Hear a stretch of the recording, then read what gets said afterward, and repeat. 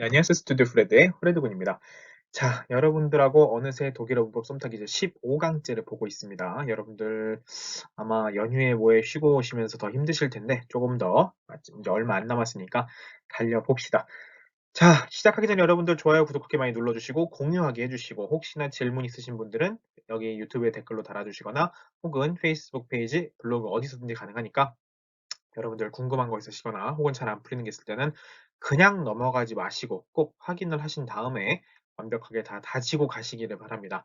이게 아무리 무료 강의여도 제가 그래도 그런 부분들은 철저하게 신경을 써드리려고 하고 있으니까 대신에 그건 있어요. 제가 원래 다른 하는 일이 있는 거거든요. 이것만 전담을 하는 게 아니다 보니까.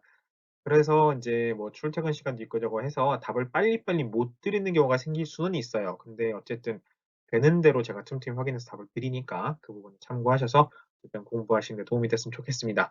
자, 오늘 15강이죠. 지난 시간까지 우리가 동사를 통한 문장의 형태 살펴보면서 크게 몇 가지로 나눴죠? 크게 5가지라 그랬죠. 이걸 잠깐 전 페이지 써보면 자리가 잘 없는데. 자, 기본적으로 동사를 기준으로 우리가 구분을 한다라는 얘기를 했을 거야. 그래서 동사를 구분할 때 어떻게 구분하느냐? 크게 2가지로 나눴죠. 목적어를 필요로 하는 녀석이 있었고 그렇지 않은 녀석이 있었죠. 자, 목적어가 필요하지 않은 녀석이 있었고 목적어가 반드시 필요한 녀석이 있었어요. 그래서 필요하지 않은 녀석들은 흔히 스스로 그 자체로 존재할 수 있다 해서 자동사, 뭐 intransitive verb 뭐 이런 식의 용어들을 썼는데 그런 용어들은 별로 중요하지 않고 단독으로 쓸 수 있다라는 녀석이 있었고 대표적인 예를 들었던 게 예를 들면 gain이라든가 뭐 fliegен이라든가 이런 단어들에 대해서 우리가 예를 들었죠. 그래서 예문으로 이 in die Schule 이런 것들을 했을 거예요. in die Schule gehen 같은 경우는 사실은 덩어리로 외우면 참 좋거든요. 학교 갑니다. in die Schule gehen. 그래서 그때 in die Schule 같은 경우는 전치사 플러스 명사의 덩어리였죠. in die Schule 해가지고 자 전치사 플러스 명사 덩어리는 이걸 더 이상 구분해서 끊으면 된다 안 된다? 안 된다라고 말씀을 드렸어요. 왜냐하면 이 뒤에는 명사는 그 단독으로 쓸 수 있지 몰라도 앞에는 뭐 때문에 전치사 같은 경우는 단독으로 쓸 수가 없죠. 그래서 뒤에 명사를 끊어버리는 순간 얘는 단독으로 살 수 있을지 몰라도 전치사가 혼자 갑자기 외톨이가 되면서 문장 내에서 어떠한 위치에서도 서 있을 수가 없어요. 그럼 나가리가 되는 거죠. 그런 일을 막기 위해서 항상 전치사 플러스 명사는 어떻게 한다? 하나로 묶어줘야 된다가 첫 번째. 이건 영어도 마찬가지예요. 묶어주는 게 첫 번째고 두 번째. 그러다 보니까 뒤에 나와 있는 여기서 같은 경우 니슈울레라는 거죠. 여기서처럼 이렇게 뒤에 나오는 명사는 원래 명사가 가지고 있었던 그 특성을 더 이상 가질 수가 없죠. 왜냐하면 전치사에 종속되어 버렸기 때문에 전치사에 묶였기 때문에 얘도 더 이상 지 원래 성격대로 그렇게 그 활동을 할 수가 없어요. 그래서 명사의 기능 예를 들면 그것이 주어 역할을 한다든가 목적어 역할을 한다든가 이런 식의 기능을 할 수가 없게 되는 겁니다. 그래서 흔히 전치사구라는 표현을 써가지고 뭐라 그러냐면 뭐 그게 뭐 형용사적인 기능, 뭐 부사적인 기능 뭐 이런 식의 설명들을 쭉 했을 거예요. 그 영어 배울 때 조금이라도 들어보셨을 텐데 이제 그런 차원에서 나중에 설명이 나오는 겁니다. 그래서 중요한 거는 전치사 플러스 명사가 보이면 일단 묶어라. 그리고 묶어 나서도 절대 그 사이를 뜯으면 안 된다. 그러니까 ich gehe in die Schule 써볼게요. 자, ich gehe in die Schule 해놓고 자 여기서 목적어를 찾아보세요 했는데 die Schule가 목적어 이렇게 찾으면 된다 안 된다? 안 된다.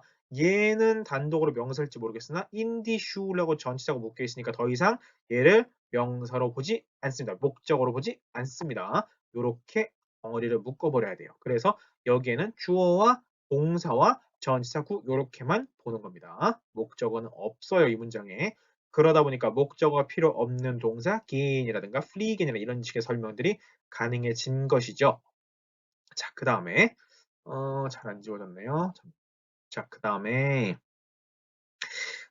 목적어 필요로 하다면 어떤 것들이 있느냐. 첫 번째, 나티프를 필요로 하는 녀석이 있을 수 있고 코사티프를 필요로 하는 녀석이 있을 수도 있고 또 한 가지가 뭐예요? 지난 시간에 했던 나티프와 아쿠사티프를 모두 필요로 하는 녀석이 있을 수도 있겠죠.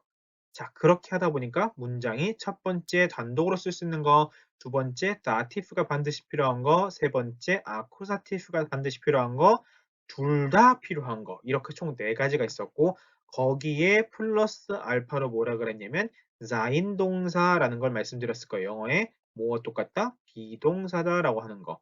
자, 비동사 혹은 sein 동사는 우리말로 뜻이 뭐죠? 우리말로 무엇 이다거든요. 있다는 아니에요. 있다는 영어에 there is there에 해당하는 거고 독일은 es gibt라고 합니다. es gibt. es gibt가 영어에 there is there. 무엇이 있다. 예를 들면 there are four apples on the table 하면 뭐예요? 책상에 사과 4개가 있다라는 거죠. 그런 것처럼 있다에 있다. Es gibt. 독일어로 치면 es gibt vier Äpfel. apfel의 복수형은 Äpfel이죠. 우리 했었죠. Apfel, Äpfel. 우리 배운 거예요. 어디에? Auf dem Tisch. 책상에, 테이블에 사과 4개가 있다. es gibt는 참고로 그 다음에 반드시 항상 아쿠사티프를 쓰게 되어 있습니다. 참고로 알아두세요. 자, 그래서 우리가 오늘 배울 비동사, sein 동사는 뜻이 뭐다? 뭐뭐이다라는 게 뜻이라는 거, 우리말로. 의외로 비동사 혹은 sein 동사에 대해서 의미를 모르시고 보는 분들이 많거든요. 이게 이다라는 거, 있다는 es gibt, 영어에 there is, there are. 여기서는 독일어가 영어보다 수월하죠. 왜요? 영어는 단수일 때 there is를 쓰고 복수일 때 there are를 써야 되는데 독일어는 단수거나 복수거나 상관없이 그냥 es gibt 하고 아쿠사티브만 뒤에 맞춰주면 된다라는 거 참고로 기억하시면 좋겠네요. 자, 본론으로 넘어가 봅시다. 자, sein 동사 같은 경우는 대표적인 불규칙 동사예요. 영어의 비동사도 그렇죠. be라고 원형이 되어 있는데 am, are, is 형태를 변하잖아요. 좀 희한하죠. 그것처럼 독일어의 sein 동사 같은 경우도 동사 원형은 sein 이렇게 생겼는데 실제로 그 쓰임이나 변화는 굉장히 다르게 나타납니다. 요걸 그대로 해가지고 변화를 시키려고 봤더니 문제가 뭐예요? 우리가 독일어 동사는 에, n으로 끝난다 그랬고 그래서 얘를 떼어나고 에, s, t, en, t, en 붙이면 된다 했는데 기본적으로 뜯어낼 에, n이 없죠. 혹은 지난 시간에 나왔던 예외적인 동사 뭐 있었어요? liefern 있었어요. liefern. 뭔가 이렇게 배달하는 거 하는 거 맞죠? liefern. 배달하는 거. 근데 이것도 n으로 끝났죠. 자, 어쨌든 n이든 an이든 떼어놓고 보려고 했더니 좋아. 그러면 liefern도 n만 떼어냈으니까 sein도 n만 떼어볼까? 라고 봤더니 그러면 sei에서 시작해야 되겠죠. 근데 자이에 뭐라든가 뭐 그다음에 자이스트라든가 뭐 좀 희한하게 갈 수 있겠죠. 그런데 이렇게 변하면 불규칙 동사라고 부르질 않겠죠. 얘는 불규칙 동사입니다. 그 얘기는 이렇게 변하는 것이 아니라 어떻게 변하느냐? 전혀 새롭게 변해요. 자, 이시할 때 어떻게 해요? 이시할 때 빈. 이건 뭐예요 대체? 어디서 이렇게 밑도 끝도 없이 나타나요? 그게 sein 동사의 불규칙성이죠. 예를 들면 영어 같은 경우는 원형이 be라고 되는 I일 때 뭐예요? I일 때 am 하죠. 여기서 전혀 쓸데없는 게 나왔죠. you일 때는 are죠. 그리고 as, s일 때는 he, she, it일 때는 뭐예요? it is 하죠. 이런 식으로. we are 할 거고 you are 할 거고 그리고 you are 혹은 뭐 they are 이렇게 변하겠죠. 그래서 am, are, is로 영어가 변하는 것처럼 독일어도 완전히 새로운 모습이 변하더라. 그래서 is일 때 been, do일 때는 어떻게 변하느냐? do일 때 beast가 됩니다. beast. s일 땐 ist가 되고요. we일 때는 sint가 되고요. ear일 때는 seit가 되고요. 그리고 z 대문자 소문자 상관없이 sint가 됩니다. 자, 여성의 z일 때는 sein 동사 어떻게 변했어요? ist였죠.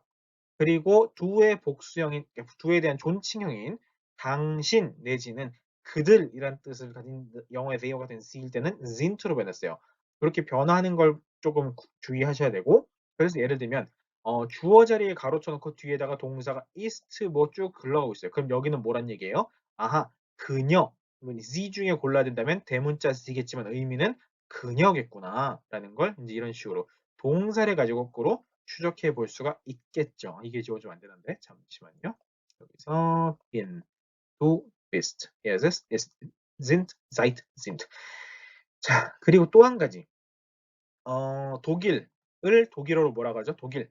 Deutschland라고 하죠. 자, Deutschland라고 하죠. 자, 제가 이거 어떻게 읽었죠? Deutschland. 자, 도이칠란트라고 읽었죠, 분명히. 근데 끝에가 뭐예요? D죠, D. 자, 단어 끝에 오는 D는 독일어에서 트 소리가 납니다. 그래서 Deutschland라고 쓰는 게 아니라 Deutschland라고 쓰셔야 돼요. Deutschland. Deutschland. 그래서 같은 방식에도 zeit가 아니고 zeit라고 했어요. zeit. zeit 이해할 때 zeit. 끝에 t 발음이 나더라라는 거 꼭 기억을 하셨으면 좋겠고 그리고 자 east 됐고 요거 설명하려고 했네요. 얘하고 자 SN 동사 같은 경우는 as 했을 때 어떻게 변하죠? as 했을 때 요렇게 변하죠. 요거를 SN 동사 할 때 간단히 말씀을 드렸는데 발음상 이 두 개를 어떻게 구분하나요? 사실은 문맥상으로 완전히 구분이 돼요. 얘 다음에 뭐가 나오니까? 먹을 것들이 나오니까. 자, 사인 동사 다음에 먹을 것들이 나올 리는 없어요. 왜냐면 앞에는 이 SN 동사가 되려면 앞에 먹는 어떤 주체가 있어야 되고 그 뒤에 먹을 것들이 뭔가 나와야 될 거 아니에요. 그게 뭐 고기가 됐든 과일이든 뭐가 됐든 간에. 그러니까 사인 동사처럼 그러니까 사인 동사의 의미 뭐이다라고 쓸 일이 없어요. 양쪽이 이렇게 달라지기 때문에. 그러나 굳이 발음상 따져야 될 때는 앞에 있는 이 먹다라는 동사는 eat라고 해서 좀 강하게 발음을 하고 뒤에 있는 사인 동사는 그냥 가볍게 eat라고 읽습니다. 이거를 발음으로 구분할 일은 거의 없어요, 사실은. 그런데 굳이 구분을 한다면 먹다라는 뜻을 가졌을 때는 east라고 해서 강하게 발음을 하고 사인 동사일 때는 east라고 그냥 가볍게 발음하시면 되더라. 사실 이 일을 만날 일은 거의 없을 거예요. 근데 그렇게 참고로만 알아주시면 되겠습니다. 자, 불규칙 동사니까 반드시 외워야 되겠죠? 위에서부터 읽어보고 넘어갑시다. Ich bin, du bist, sie, es ist, wir sind, ihr seid, sie sind, sie sind. 다시 한번. Ich bin, du bist, sie, es ist, wir sind, ihr seid, sie sind, sie sind. 이렇게 읽으시면 되겠네요. 자, 그런데 사인 동사는 왜 특별할까요? 사인 동사만의 특별한 게 있으니까 문장 형태가 아까 동사를 기준으로 문장을 구분할 때 다섯 번째로 별도로 빼는 거거든요. 자, 사인 동사만 특징이 무엇이냐? 바로 주어 여기에도 노미나티브고 바로 여기에도 노미나티브가 올 수 있다. 그래서 이걸 갖다 흔히 컴플먼트라고 하죠. 보어라는 말을 쓰는데 그런 말은 모르셔도 돼요. 사실은 뭐 주어다, 보어다, 목적어다 이런 용어가 중요한 게 아니기 때문에 무슨 말이냐? 여기도 노미나티브가 올 수 있고 여기도 노미나티브가 올 수 있어요. 그게 첫 번째 특징입니다. 예를 들어 볼게요. 예를 들면 ish 나는 bin 무엇 무엇입니다. ish일 때 bin이었죠. 나는 이다. 나는 이다. 뭐예요? 나는 학생입니다. 라고 할게 ich bin 해놓고 뭐 하면 돼요? ein Student. 자, student라고 하는 순간 무슨 학생이죠? 기본적으로 대학생이죠. 중고등학생을 뭐라고 한다고요? Schüler. Schüler. 그 차이 아시죠? 말씀드렸죠? Ich bin ein Student. 나는 학생이다. 학생입니다. 라고 했죠. 자, 여기도 노미나티브예요. 여기도 노미나티브고. 왜냐하면 사인 동사 같은 경우는 기본적으로 앞에 1번 자리와 3번 자리를 동급으로 보는 겁니다. 그래서 내가 곧 student죠. ein Student.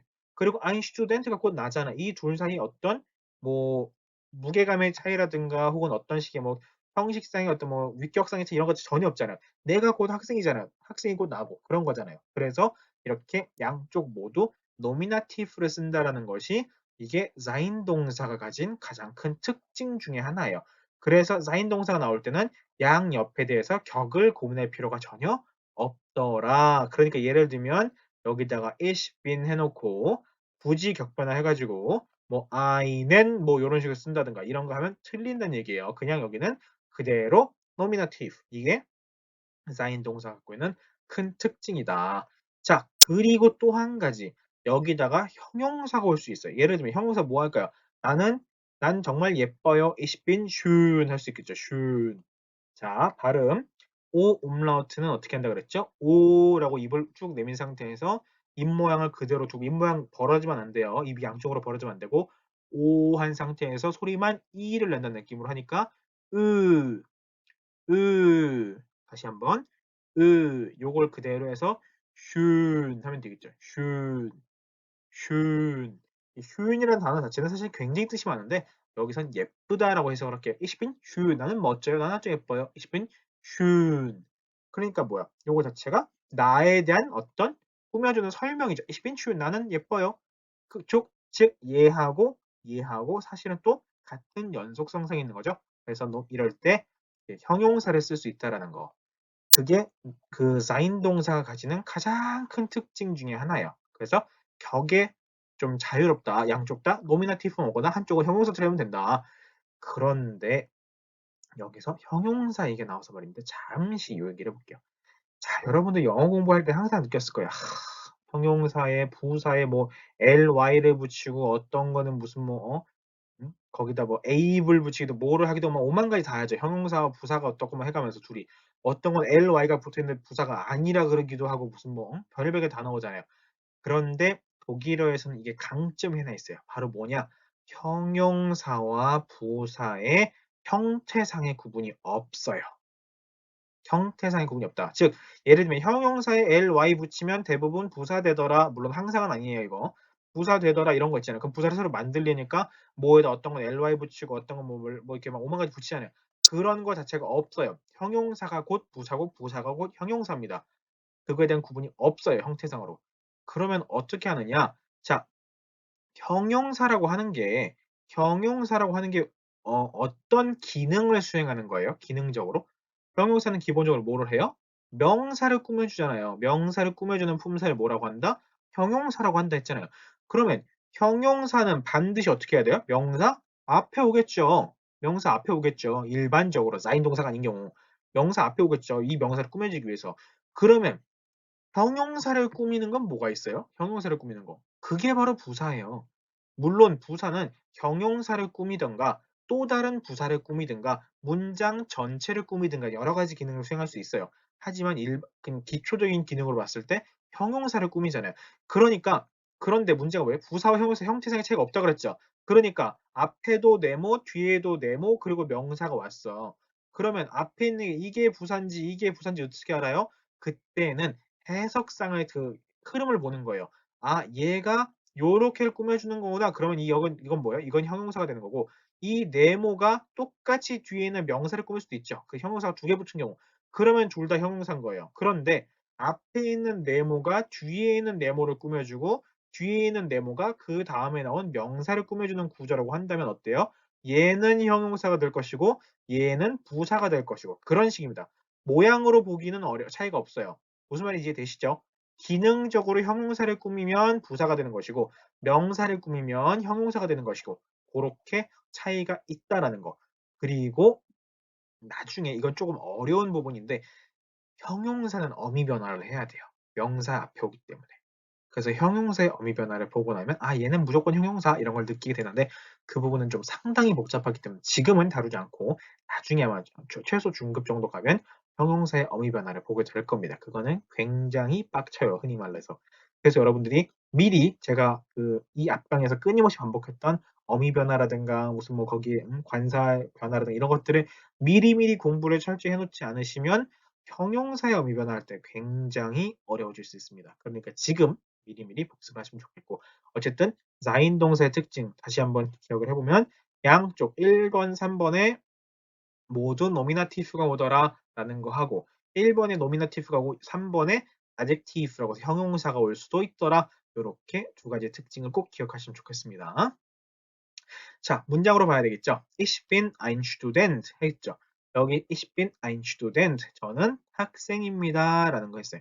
자, 그런데 여기서 ich 했죠. 노미나티브 했죠. ein Student 요것도 노미나티브 했는데 자, 요렇게 직업을 나타내는 표현 중에 ente로 끝나는 거 있어요. 직업인 어떤 사람을 나타내는 것 중에 예를 들면 Student 하고 Patient 이런 것도 있죠. ente로 끝나는 거. 얘네들은 조금 독특해요. 그래서 얘네들은 별표 쳐놓고 따로 체크를 해두셔야 되는데 뭘 체크해야 되느냐? 자, 위에서부터 순서대로 nominative, genitive, dative, accusative 순서로 썼을 때 그냥 뭐가 있나요? ein Student 하면 되는 거 아니에요? ein Student. 자, 이거 부정관사 어떻게 변하죠? 남성 ein 어떻게 변하죠? 그 다음에 eines 이거 기억하셔야 되는데 세 번째 dative 뭐로 어떻게 변하죠? einem 그 다음에 어떻게 변해요? 어떻게 변하죠? einen이잖아요. 남성이니까 ein, eines, einem, einen 하고 변하죠. 기억나시죠? 이거 혹시 기억 못하시면 큰일 나요. 이거는 꼭 기억해 보셔야 됩니다. 그런데 이렇게 엔테로 끝나는 사람을 나타내는 명사는 그 다음에 한 번 더 있어요. eines Studenten 합니다. 그리고 einem Studenten 여기서도 또 한번 끝에 en을 붙이고요. 그리고 einen Studenten 합니다. 이렇게 끝에가 en테로 끝나는 사람을 가리키는 표현일 때는 노미나티브일 땐 차이가 없어요. 그런데 게니티브, 다티브, 아쿠사티브에서 ein, eines, einem, einen 요거 앞에 관사 변화는 당연한 거고 끝에 어떻게 쓰냐면 또 한 번 en이 붙어서 einem Studenten, einen Studenten 혹은 eines Studenten 이런 식으로 en이 붙는다라는 게 이렇게 en테로 끝나는 사람을 나타내는 표현들의 특징이에요.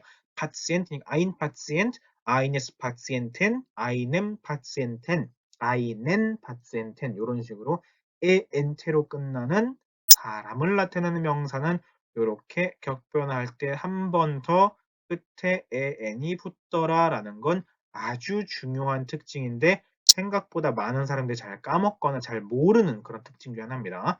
이거 반드시 필기하고 기억을 해두셔야 돼요.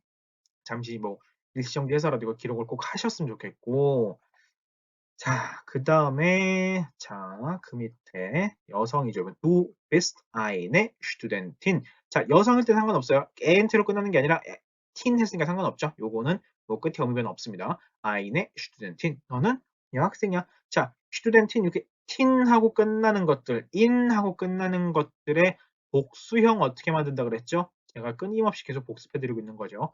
복수형 어떻게 만드는죠? student 어떻게 한다? studentin 한 다음에 어떻게 한다 그랬죠? n studentinnen 하면 되겠죠. studentinnen 이거 기억하시죠? Flugbegleiterinnen Krankenschwester 말고 Krankenpfleger라면 쓴다 그랬죠. 그래서 Krankenpflegerin 하고 Krankenpflegerinnen 이런 식으로 NAN 붙여서 쓰는 거 이거 분명 수업 같이 했는데 지금 기억 못 하시는 분들이 있죠? 그거 앞에서 다시 한번 복습을 꼭 하시기 바랍니다.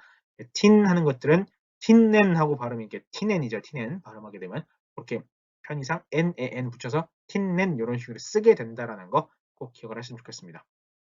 도센트이죠. 도센트는 여기는 우리말로 하면 강사 정도 되는 사람이에요. 강사. 그래서 도센트라고 쓰는데 교수는 프로페서라고 쓰고요. 프로페서 요거는 뭐 아실 거고 프로페서 그리고 레어 이거는 그냥 우리로 치면 선생님. 프로페서는 교수님이고 레어는 그 선생님이고 그냥 도센트는 강사들을 보통 도센트라고 부릅니다. 이렇게 해서 도센트, 레어, 프로페서 이렇게 좀 구분이 되어 있다는 거 우리말로도 그렇죠. 교수님, 선생님, 강사. 이게 물론 강사님하고 부르진 않지만 편의상 그냥 교수님, 선생님하고 부르지만 직업의 특성상 그렇게 구분이 되어 있더라라는 걸 말씀을 드리는 겁니다. 이렇게 해서 앞에 노미나티브 다 있고 가운데 bin, du bist, er ist 이렇게 해서 전부 sein 동사가 붙고 그 뒤에 오는 거 전부 또 어땠어요? 다시 노미나티브가 그대로 반복돼서 왔더라라는 걸 보실 수가 있었습니다. 자, 요번에 그럼 형용사가 오는 케이스를 봐야 되겠죠. Ich bin glücklich. 나는 아주 행복해. 나는 이게 glücklich라는 표현 자체를 사실은 glück이란 말 자체가 행운 뭐 이런 거거든요. 운, 행운인데 그러다 보니 그냥 복이에요, 복. 그래서 운이 좋아라고 이제 해석을 하는 경우들도 있어요. 근데 glücklich는 사실은 행복하다라는 표현입니다. 그래서 운이 좋아라는 표현도 가능하지만 이런 경우에는 행복해, ich bin glücklich, 나는 행복해라고 했을 때 ich bin glücklich 이렇게 표현한다는 거. Du bist krank. krank는 뭐예요? 이거는 아프다라는 일죠. 일 영어로 일 아픈 거고. fleißig 하면은 부지런한. 자, 요거 다 소문대로 썼죠? 왜요? 전부 형용사니까. 단어 첫머리에 대문자 쓰는 거 뭐밖에 없어요. 품사상으로 명사만 대문자로 쓰는 겁니다. 그거 꼭 기억하셔야 돼요. 왜 클릭클리시 대문자 아니에요? 왜 크랑크 대문자 아니에요? 그 얘기는 품사 구분을 못 하신다는 얘기죠. 요거 전부 다 형용사입니다. 노미나티브 그 사인 동사 특징이라고 했죠. 한쪽 양쪽 다 노미나티브 쓰든지 노미나티브하고 형용사 쓰든지 이렇게 쓸 수 있다는 거. 그리고 플라이시시에서 여기 요거 보이시죠? 요거 뭐라고 읽어요? S차트라고 하죠. S차트. 생긴 게 요렇게 생겼죠. 베타처럼 생겼죠. 요렇게 생겼죠. 그냥 보면 B 같지만 이거를 의외로 못 쓰시는 분들이 있어요. 그래서 어떤 분들은 어떻게까지 쓰냐면 글씨를 쓰실 때 이렇게 쓰시는 거예요. 그럼 제가 보고 좀 놀랐는데 flyC를 쓰실 때 여기서 요렇게 쓰시더라고요. 요렇게. 이거는 SZ가 아니에요. 지금 이렇게 쓰면 이건 그냥 be죠, be.